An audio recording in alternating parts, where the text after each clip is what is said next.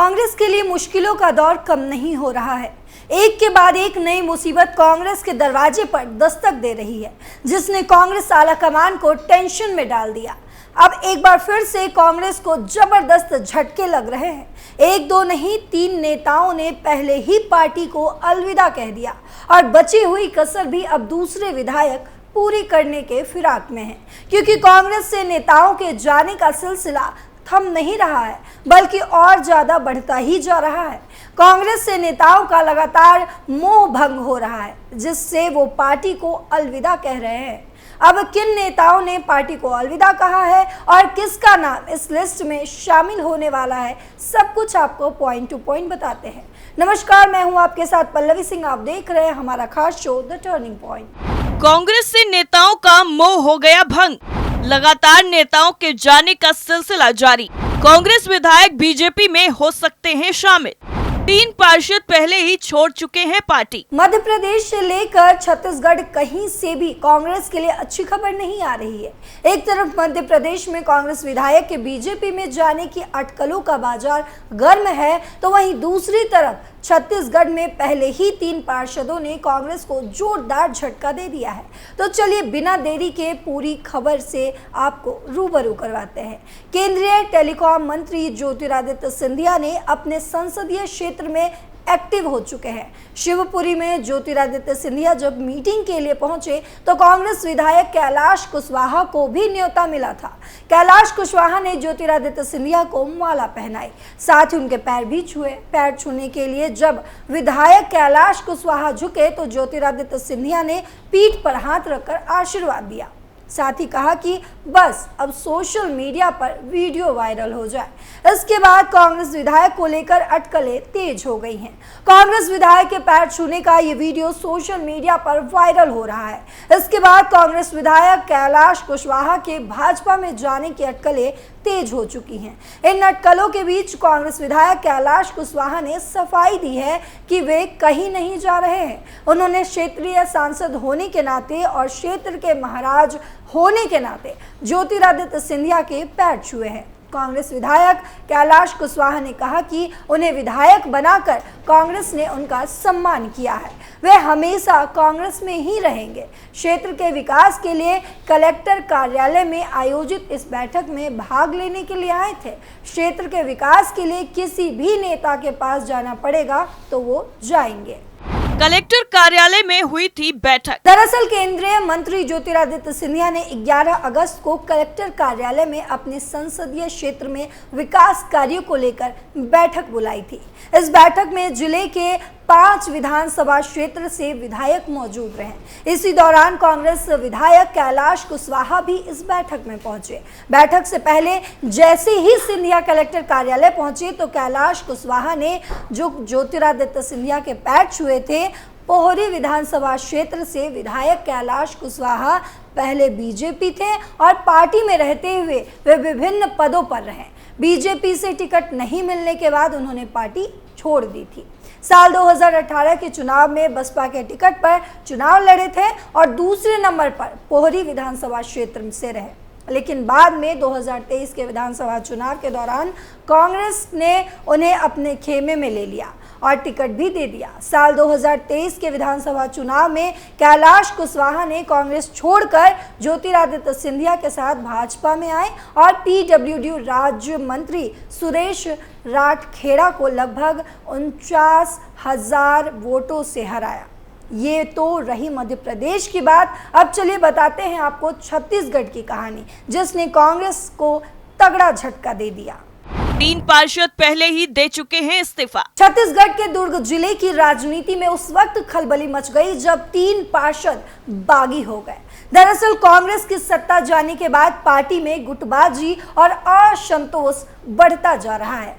अपने ही नेताओं से असंतुष्ट होकर कांग्रेस से इस्तीफा देने के दौर भी शुरू हो चुके हैं। भिलाई नगर निगम का चुनाव को अभी 2.5 साल ही बचे हैं, लेकिन कांग्रेस के शहर सरकार पर अभी से संकट के बादल मंडराने लगे हैं, क्योंकि कांग्रेस के 2 पार्षदों की पहले ही सदस्यता समाप्त हो चुकी है। जी हाँ, बिल्कुल सही सुन रहे हैं। और अब भिलाई नगर पालिका निगम के 3 कांग्रेसी पार्षदों ने पार्टी से इस्तीफा दे दिया। उन्होंने जिला अध्यक्ष मुकेश चंद्राकर को अपना इस्तीफा सौंपा है। भिलाई नगर निगम के इन पार्षदों में वार्ड 3 के 2 बार के पार्षद हरिओम तिवारी, वार्ड 6 के पार्षद रवि कुरे और वार्ड 9 की पार्षद रानू साहू ने 10 अगस्त को महापौर नीरज पाल के बंगले में जाकर कांग्रेस के भिलाई जिलाध्यक्ष मुकेश चंद्राकर को पार्टी से इस्तीफा सौंप दिया है। इस दौरान वहां भिलाई विधायक देवेंद्र यादव और महापौर नीरज पाल भी मौजूद थे। मेयर नीरज पाल और विधायक देवेंद्र यादव ने भी पार्षदों को समझने की कोशिश की। वहीं पार्षदों के इस फैसले से पूरी कांग्रेस पार्टी में खलबली मची हुई है। ये जानकारी पार्टी के प्रदेश अध्यक्ष दीपक बैज और पूर्व सीएम भूपेश बघेल को भी दी गई।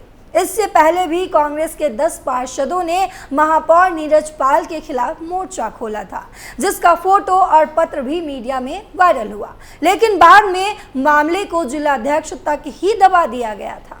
क्या कारण बने इस्तीफे की वजह? वहीं तीनों पार्षदों ने उनके वार्ड में विकास कार्य न होने और निगम में उपेक्षा का शिकार होने से नाराज चल रहे थे। इसके साथ ही भिलाई महापौर पर कई आरोप भी लगाए। उनका कहना है कि भिलाई निगम को सबसे ज्यादा राजस्व वैशाली नगर से मिलता है, लेकिन विकास कार्यों में खर्च टाउनशिप में किया जाता है। हमें वार्ड के लोगों ने चुनकर निगम भेजा है। विकास कार्य रुकने से आम जनता के आक्रोश का सामना करना पड़ता है। सफाई विभाग के प्रभारी टाउनशिप में रहने वाले लक्ष्मीपति राजू को बनाया गया है। उनका कहना है कि लक्ष्मीपति राजू ने पिछले 2.5 सालों में एक भी बार वैशाली नगर की गंदगी का जायजा नहीं लिया। इसी तरह पीडब्ल्यूडी की जिम्मेदारी सेक्टर 5 के रहने वाले एकांश बंछोर को दी गई।